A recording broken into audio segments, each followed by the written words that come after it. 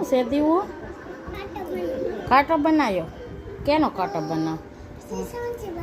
કાંટો બનાવે, ચમચી બનાવે. હા, આ કોણ લાવ્યું? નાના લાયા.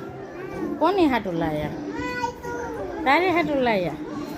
હા, સરસ છે હો. હે લાડ બધા આપણે ક્યાં આવ્યા છીએ?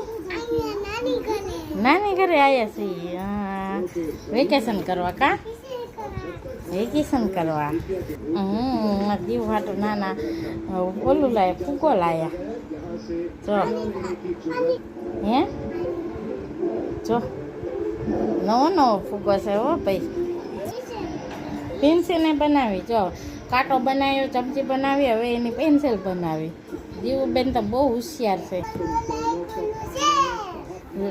શેર કરો, લાઈક કરો અને સબસ્ક્રાઈબ કરો. સબસ્ક્રાઈબ કરો.